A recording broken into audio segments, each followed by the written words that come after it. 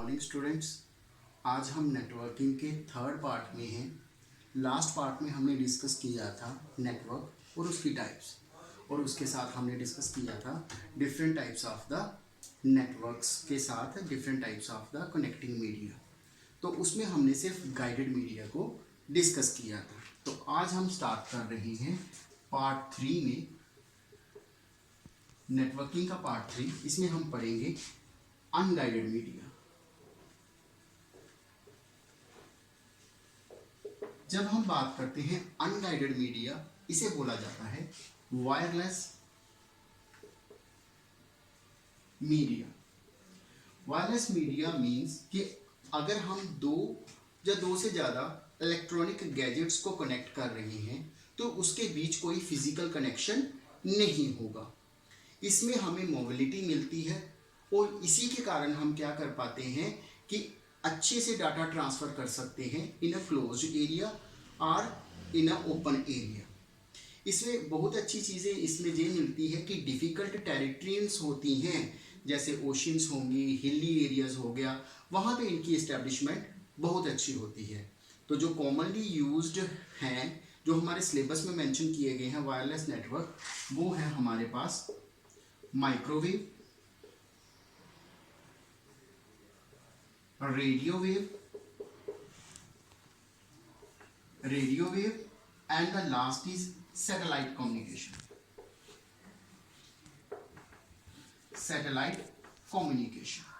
So let's understand the microwave. First of all, microwave ऐसी waves जिनकी frequency 3 gigahertz से ज़्यादा हो, उसे हम बोलते हैं माइक्रोवेव कम्युनिकेशन। जो माइक्रोवेव कम्युनिकेशन है वो हमारे लिए, उसको एक चाहिए होता है सेंडर, एक चाहिए रिसीवर और एक चाहिए मेरे पास एटमॉस्फेयर। इनमें से अगर कोई एक चीज मिसिंग है तो मैं कभी भी अपने माइक्रोवेव कम्युनिकेशन सिस्टम पे डेटा को ट्रांसफर नहीं कर सकता हूं। तो बात की जाती है इसमें सेंडर, रिसीवर और एटमॉस्फेयर की। ये लॉन्ग डिस्टेंस के लिए यूज किया जाता है। इसके लिए टॉवर्स लगाए जाते हैं, और जब टॉवर्स लगाए जाते हैं तो इसमें जो एंटीनास होते हैं that are parabolic in nature, और वो डायरेक्ट लाइन ऑफ साइट की तरफ होंगे। मीन्स क्या, अगर एक टॉवर इस तरह से एंटीना को होल्ड कर रहा है, दूसरा इसके सामने होगा। लेकिन अगर कोई एंटीना इस तरह से है और एक डाउन में है तो ये इस तरह से होंगे डायरेक्ट लाइन ऑफ साइट पे। ये जो हमारे पास माइक्रोवेव है बहुत ही इंपॉर्टेंट है, क्योंकि आज हमारी टेलीफोन कॉल्स जितनी भी होती हैं वो किसके साथ होती हैं, माइक्रोवेव पे। अब हम मूव करते हैं नेक्स्ट टॉपिक पे, रेडियो वेव्स। जब हम रेडियो वेव्स की बात करते हैं तो ऐसी वेव्स जिनकी फ्रीक्वेंसी 3 गीगाहर्ट्ज से कम होगी, जिनकी फ्रीक्वेंसी 3 गीगाहर्ट्ज से कम होगी, less than 3 gigahertz, that are called as a radio waves. इसमें भी ये सारी चीज़ें चाहिए होंगी। लेकिन इन सिग्नल्स को हम यूज़ करते हैं रेडियो ट्रांसमिटिंग करने के लिए, या तो टीवी के चैनल्स देखने के लिए। आज हम बात करते हैं सैटेलाइट्स की, उसकी जितने भी हमारे केबल्स के चैनल्स हैं या सैटेलाइट चैनल हैं, ये सारे किसकी मदद से आते हैं, हमारे पास रेडियो वेव्स। नेक्स्ट हमारे पास आता है सैटेलाइट कम्युनिकेशन। जो सैटेलाइट कम्युनिकेशन है ये वास्ट एरिया को कवर करता है। बहुत ही वास्ट एरिया को कवर करने के कारण हम बोलते हैं कि जो हमारा जो सैटेलाइट कम्युनिकेशन है स्पार्शली पॉपुलेटेड एरिया के लिए बहुत ही बेनिफिशियल है।